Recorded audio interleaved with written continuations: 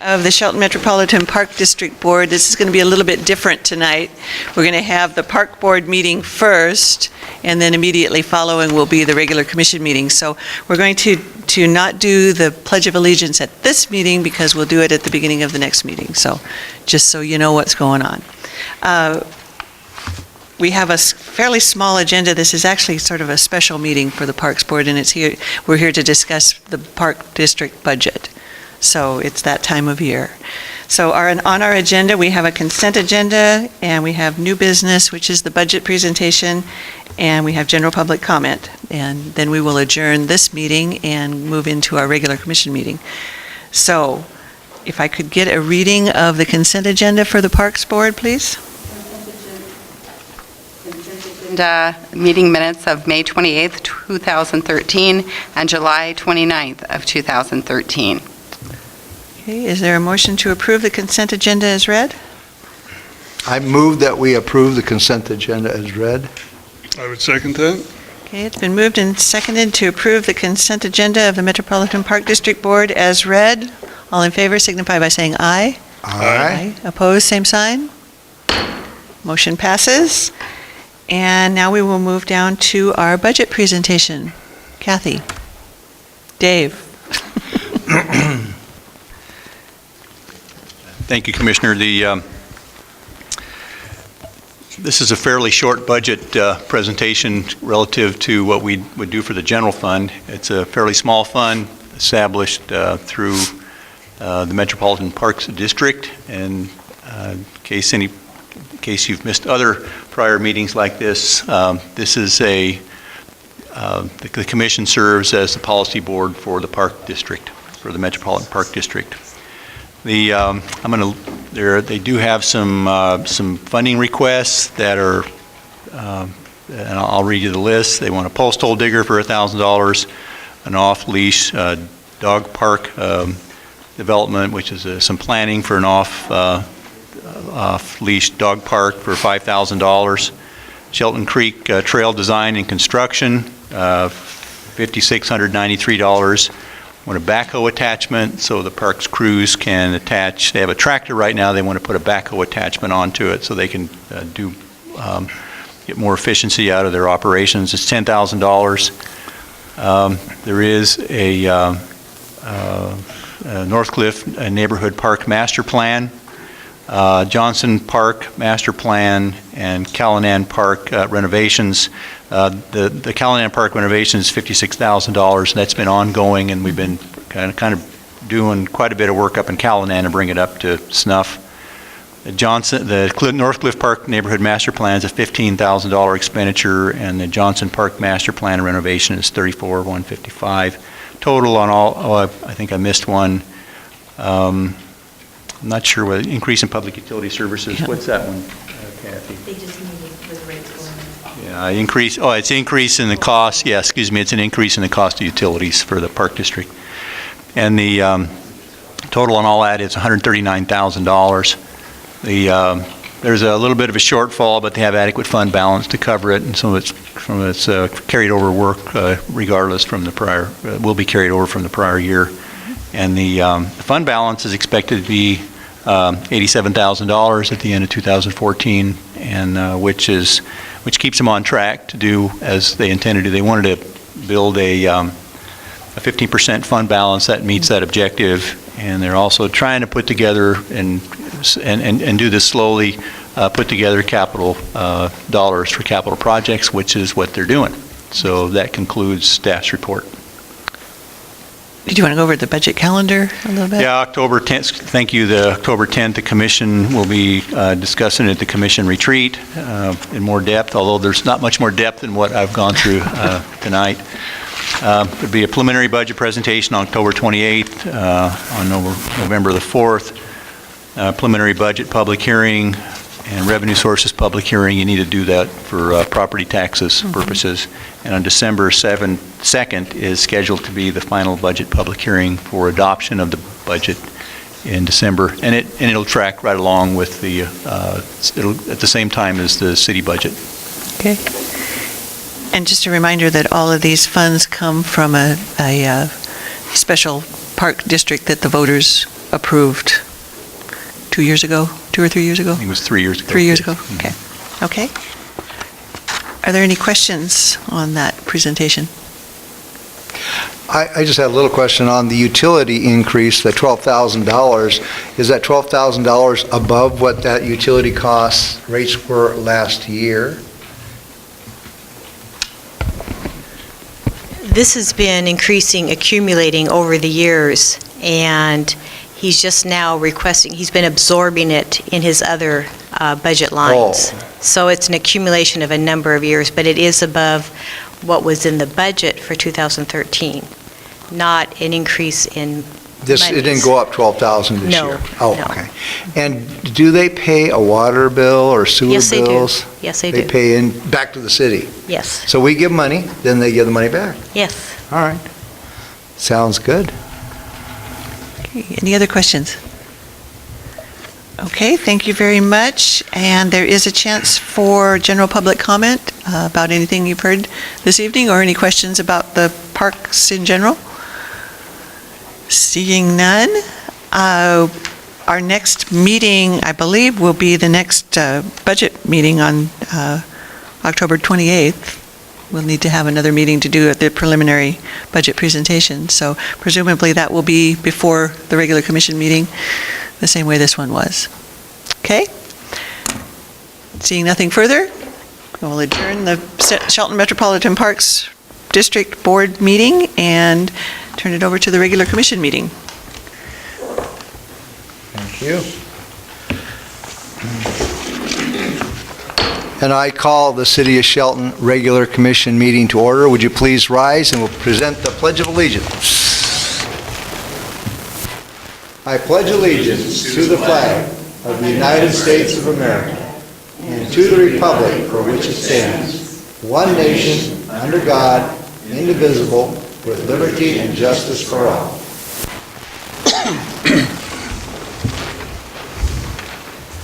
Thank you all for coming out tonight. We appreciate the citizens' involvement in their city commission meetings. First item on our report is our commission reports, and so Commissioner Pennell. I have the regular Thursday budget retreat that was announced earlier, and that is all. Okay. Commissioner Olson. Same with me, I have one announcement. I was sent an email from Mason Transit Authority today that they wanted me to get out today because we have it televised, and that is that the construction bid packets are ready for any subcontractor who would like to bid on them locally, that Bershauer Phillips is the general contractor, and they're advertising in the paper in the next couple of weeks, so if there's anybody out there listening, pay attention. That's it. All right. And my name is Gary Krantz, the mayor of Shelton. Tomorrow I will be attending the MACECOM, our regular MACECOM board meeting.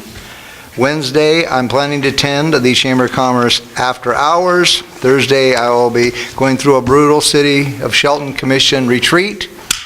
And on Friday, I was just kidding, it's not that brutal, but on Friday, the city administrator and I are going to get in our car, and we're driving over to Olympia again to look for any form of grant money that we can get to attempt to help Shelton pay some of our bills. So we've been doing this quite regularly, and it's just what we're doing to endeavor to personally try to limit the amount of increases on the backs of the ratepayers. And in this climate with all that goes on and all that's required of all the cities, it's just, I'm out there and with city administrator and I've been going out and trying to knock on the doors to try and find out if there isn't some sort of way that we can limit the damages to the ratepayers' monthly bills there. So that's what I'll be doing this week.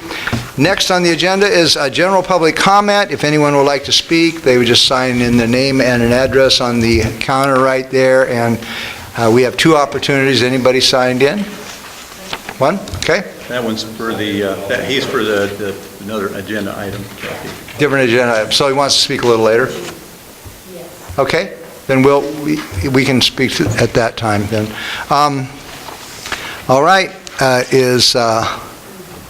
My fellow commissioners, have they had ample time to review the consent agenda? And could we please have a reading of the consent agenda? Annual warrant number 81865 in the amount of $4,746.30 to Key Bank. Vouchers numbered 81866 through 81975 in the amount of $1,200,870.15. Approval of Goose Lake Integrated Planning Grant with Ecology and authorize the mayor to sign on behalf of the City Commission. Adoption of Resolution 1054-0913, a resolution of the City of Shelton, Washington declaring city property an International S-1900 six-yard dump truck surplus to the needs of the city and disposing of such property for the common benefit. Is there a motion to approve the consent agenda? I move we approve the consent agenda. I'll second the motion. There's a motion and a second to approve the consent agenda as read. All those in favor? Aye. Signify by saying aye. Aye. Aye. Aye, seconds.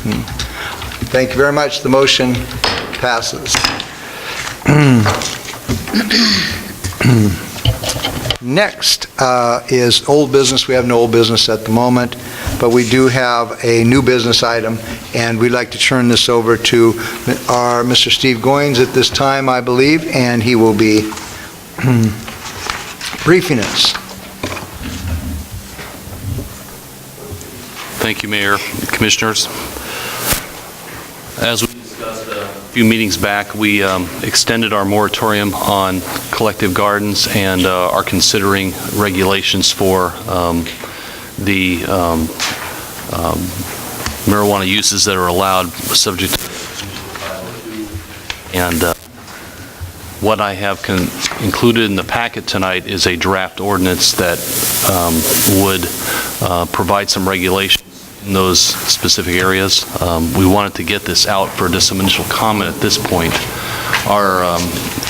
Our desire is not to have any action taken on this at this time. We'd like to come back and have a public hearing and get feedback from the public and hear from the commissioners as well, and keep refining this until we land on something everyone's comfortable with and would like to move forward with. In the meantime, we wanted to get something out there to get some initial comment. And in a nutshell, what the approach this takes is it establishes a process for a regulatory license for collective gardens, and that license is a more stringent process than a business license, and in many areas mirrors the requirements that the retailers for recreational marijuana would have to follow to permit those uses that the state is regulating. So the regulations establish a means to do that. And by and large, it relies on the state's regulations for the retailers, the distributors, and the producers of recreational marijuana, and including the buffer areas that the state is requiring that those businesses adhere to. We didn't anticipate that there would be a lot of added criteria the city would want, but that's something we could address along the way here as well. There's provisions about noise and signage and lots of other elements that the state is included in their drafts. And I should mention that the public hearings on their process begin tomorrow. I think there's one in Seattle and other parts of the state. So in the coming weeks, we'll hear about what other jurisdictions and individuals are saying about their process, and we can take that into account as we move forward here. We wanted to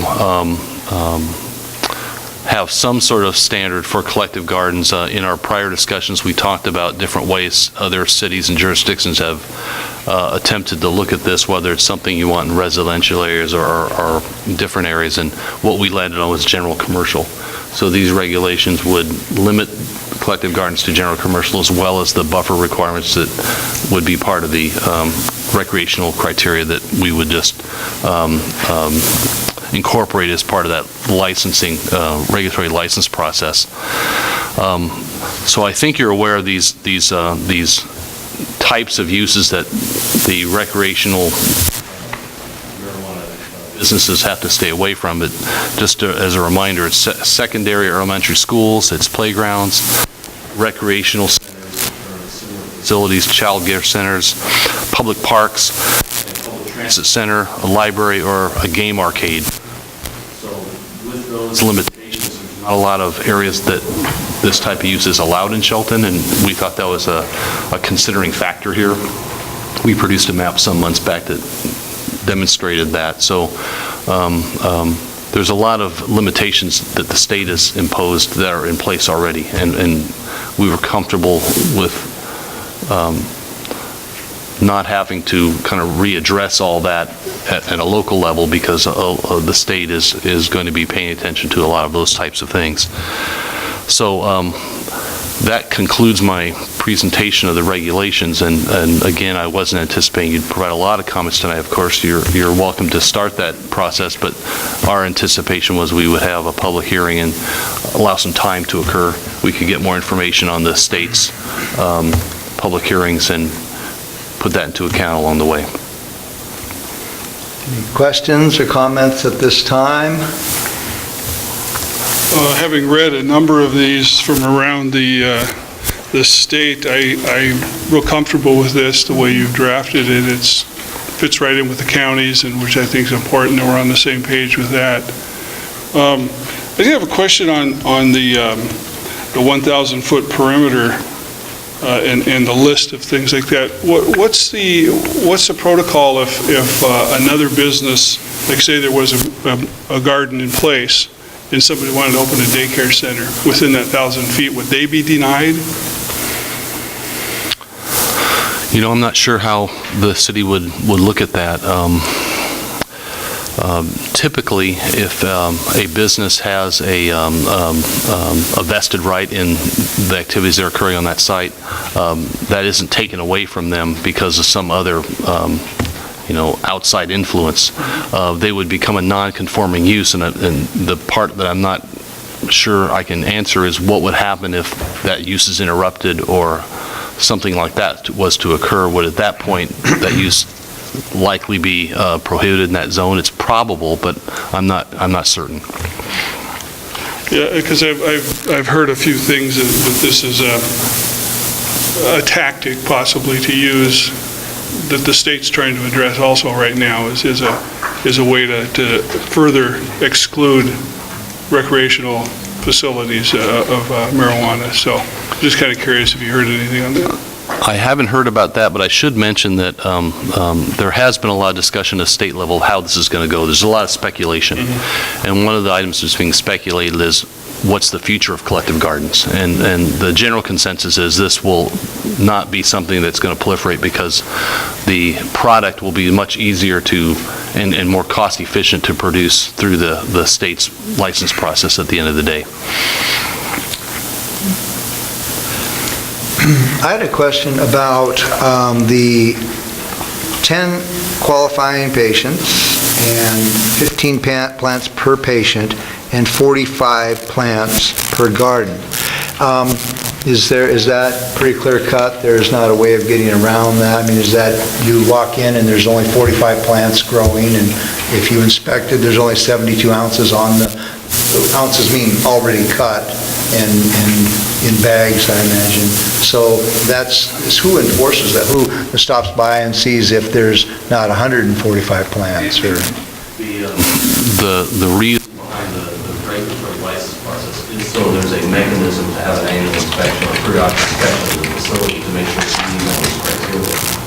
That would likely be done by the police department, but it's something that would be at least annually addressed so that there's a comfort level that they're meeting those criteria that the state's put in place. So the City of Shelton Police Department. For collective gardens, yes. Okay. Another question I had is on taxes. I had heard somewhere, and I'm not exactly sure how this all falls in, but the City of Shelton doesn't get any tax revenue from that garden or anything. The collective gardens, that's the medical, that's their stuff, and inside of that's just for them. That's correct. That's not no taxing other than a business license, right? That's right. All right. Question. I have a question for Steve. Does the medical marijuana collective licensure, does that have an impact on someone's ability to grow marijuana for their own personal use as a medical, who has established a medical need for it? The criteria that allow that are not being changed, and that wouldn't be legally a collective garden or meet the definition of a collective garden, and the collective garden was a sort of an added step to further the ability to meet that need, but the recreational user that's allowed to grow that for themselves would continue to exist. The medical user, you mean? That's right. Yeah. So it's been the law up until, regardless of what's happened with the recent changes to medical marijuana and recreational marijuana, it's been the law for some time now that a person who can establish a medical need can grow a limited number of plants within their own home for their own personal medical use. And the police have seen it, and they check the documentation, and if they've got what they need, then the police just keep on looking for a crime. Yeah, the police, I think, are aware of some circumstances where there might be some reason to believe that there was more activity going on than simply what you described. And that might sound like a collective garden or might sound like something else, and they have a process that they track, and it involves the courts getting access to the property to do some inspections, but I'm not aware if there's another way to make those periodic inspections other than a belief that some other activity is going on. Yeah. Okay. Thank you. All right, any other questions or comments about this? Just a kind of an interesting side note that I heard today on NPR is that the TSA will no longer pursue, if you're traveling between Washington and Colorado and you're caught with marijuana in your suitcase, they won't call the police. But you got to be going to Colorado, not Yeah. California. Because Salt Lake. Yeah, because they're, they've both allowed recreational use now, so it's growing. There'll be a lot of connecting flights to Denver, it sounds like. But you still can't transport it on the airplanes. Yeah, you can. Yeah, You can? if you're going between Washington and Colorado. Really? It's because it's legal. How about, what's that place over there, Hong Kong? Washington and Yeah, Colorado. not a good idea to go to Hong Kong like that. Okay, that sounds like we have exhausted our comments and questions on that.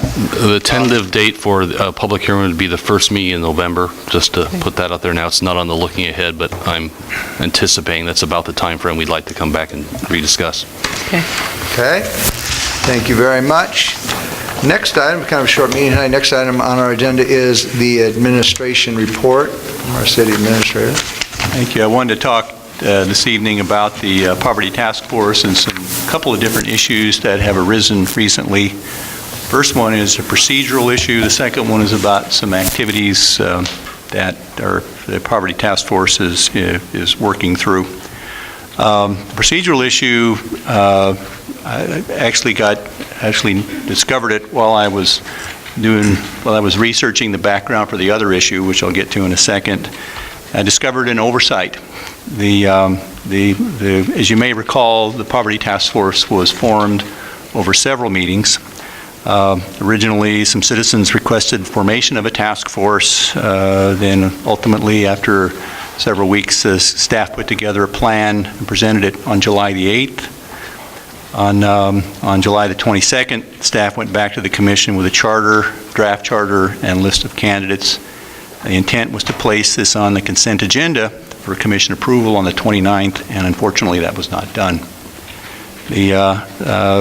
We've had some discussions with the city attorney to say, okay, where do we land now? Where is this lit? And essentially, there's quite a bit of legislative history behind this, and it was Commission's clear intent to form the task force, although you didn't ever vote on it, which leaves it as an administrative process as opposed to a policy process established by the Commission. Now, it's not a problem so long as the Commission is okay with it, with not having formally established the group. Based on the record, I've actually been asked, it's been operating under the administrative auspices and with the blessing of the commission, at least tacitly. So you have options. You can leave things as they are, and nothing will change. We'll still continue to work toward a result, a recommendation to the commission, or you could conceivably authorize it yourself, or you could do something else. It's really your call. So that's as far as that part of it goes. The other issue has to do with some recent inquiries about whether the task force is subject to the Open Public Meetings Act. And I'll get into the background behind that in just a second, but staff sought legal opinion, and the bottom line is it is not. In order to be a open public meeting, this is a term of art. This is a requirement under state law, and it has some standards, has some requirements, and if it meets these, then it is an Open Public Meetings Act, and there are state laws that describe how the meeting is to be conducted. But they're fairly narrow. One of them is that you have to be a subcommittee of the commission in order to have an open public meeting. And in order to be a subcommittee of the commission, one of the commissioners has to be on the group, and that's not the case. Also, it would need to be a sub-agency of the commission, but they're not a sub-agency as defined by the RCWs because the group is making recommendations, not making any policy decisions on their unilaterally by themselves. And the issues about this arose over whether one of the members has the right to record a meeting. I'll give you the background on that. On the meeting of September 18th, a member requested approval to audio record the next meeting, which was public forum. And this was to be on behalf of the League of Women Voters. The task force members decided they did not want them to do this, and the chairman denied the request that was made. The next meeting was the next day, and the member openly began to record the meeting, and he thought it was the right thing to do under the Open Public Meetings Act. That caused the vice chair to leave the meeting, and the meeting continued and was chaired by one of the remaining members. The chair happened to be out that day on other business to attend to. They also, at that meeting, postponed a scheduled public forum until the issue over recording the meetings was resolved. So staff is getting, what do we do, kind of thing. And so the last meeting, which was just last week on Wednesday, October 2nd, staff attended with the meeting and walked through and reported to the task force along, as I've done with you, that the meetings are not subject to the Open Public Meetings Act. However, the task force meetings are subject to rules established by the task force. So if the task force wants to record the meetings, have their members record meetings, they can. If they don't want to do that, then that's their rule, and they don't have to. Or they shouldn't have to. The task force must make decisions and move on. This is another thing, and I'll tell you other things that we talked about as well. If an individual member cannot support the decisions of the task force, then they need to resign. And that was my message to the task force.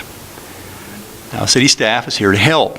And interpreting the law, legal opinions, is for the city attorney, not individual members. If the members have questions, they should ask staff, and staff will bring back the results. And we really can't have everybody making decisions to what the law is by themselves. This is a city committee, a city task force, and the city attorney needs to one that we need one lawyer, and we need a lawyer offering up legal opinions, not others. There was a question as to lawsuits, and I reported to them that if any member is sued for doing their job or while doing their job, and they're acting within the scope of their job, then the city will and should defend them. So against that. Now, move on. After that message, the task force member who wished to record the meeting refused to not record the meeting. And at that point, staff advised the task force to suspend the balance of that meeting and and I will be asking you to extend the time frame to give them more time to do their work. They're on a real tight schedule, and they really are motivated to do their work, and they're going to need more time, though, given the fact that they are unable to meet at this point. The chair, to his credit, did take public comment from 2 people who were sitting in the public chairs and then adjourned the meeting. The public comments were that the work was important, and it was unfortunate that this issue was getting in the way of the work. No other work was accomplished. In fact, there were 3 people who were scheduled to give commentary to that they'd asked to come and talk to them and offer comments, and they were unable to deliver their comments because the meeting ended. The task force was established subject to a charter, and the charter has rules. In general, the charter says members will get along and work toward their mission. Currently, this is not happening. I had some preliminary information when I started working on this. I've done a preliminary look at it. There's more work to do. There's more details to fill in. There's more people to talk to. But I can tell you, thus far, I can tell you this is not the only issue that has arisen regarding this particular member. There's a currently operating. Right now they were working on a business survey, and they were out talking to business people, asking them for their input regarding poverty in the city. A member had an idea or didn't like the scope of the current survey and wanted to expand it, and I'm not offering up any commentary on whether it's a good idea or a bad idea. It may be a very good idea. But in an email message, he said he was going to go forward with this plan unilaterally unless he got an answer by a deadline. That would be through email. At least 3 other members thought that it was important to resolve the current issue before they, and this all happened Thursday and Friday, and before they try to take on other issues. And one member in the course of that email exchange asked this member to resign. One member has quit, and others are frustrated regarding this member's conduct. And other members have told me that this member is impeding their ability to do the task force's business. They said he has to get his own way on things and won't let go even after the group makes a decision. This is exactly what's happening regarding the recording issue. In addition to canceling most recent meeting, again, I mentioned that they postponed the public forum. So far, I'm curious, I'd be curious to know how the task force feels about recording meetings, because so far all they've said is this member cannot record the meeting. I'd like to find out whether non-task force members can record, whether the media can record, whether the city can record, or whatever. But frankly, they're unable to clarify the issue because they can't meet without consenting to a violation of the rules. I have gotten indication anecdotally that there's some flexibility here, but they're stuck, in other words.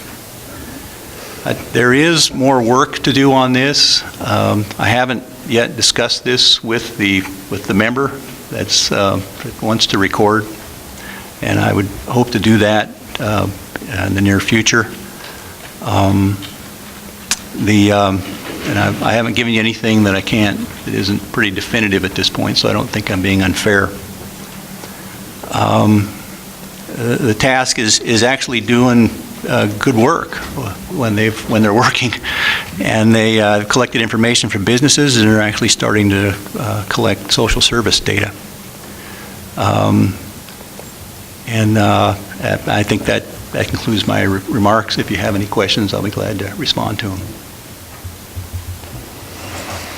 What's the next step? What are you looking for here? I think that an investigation is in order. I want to keep looking and then report back to you, hopefully by next week. And if there's not enough time, it might take 2 weeks to get this done.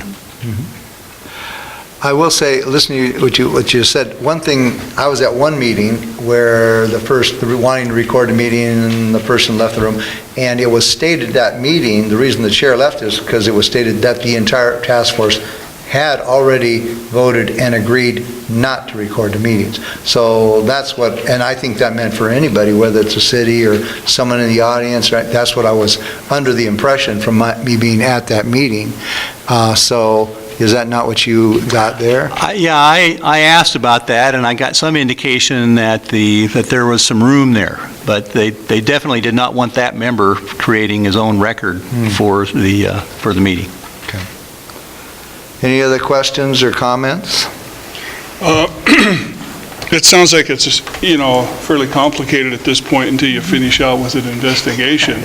I will say I really hope that it can get back on track, because I've heard the people working on it are really enthusiastic, and it can only benefit the city. And hopefully the democratic process can, bear fruit and move on with it. And look forward to hearing more of the investigation, I guess. Yeah, it's an important task that these folks have, and my understanding from the very beginning that it needed to be a group effort, and it's unfortunate when group dynamics fail, and so I'm hoping that people can take a look at what's going on and get back to that it's not about one person or even two or three people. It's about the work that the group has to do, and my hope is that they can accomplish that. All right. We have at least one person signed up to General public comment. We can start that process now.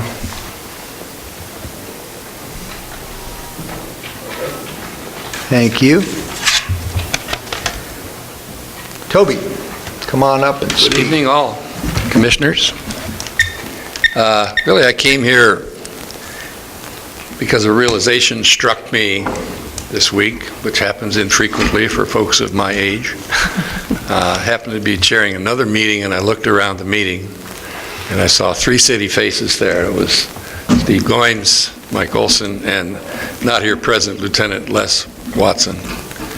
And then I reflected on the fact that I'm sure you remember as well as I that I stood here a few months ago and was, in a polite word, challenging, where I said, hey, we've got a community problem, and why doesn't the city get involved?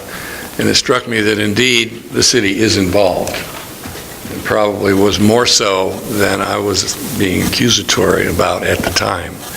So I'll start my remarks by saying, well done, and I apologize for the implication when I came here before.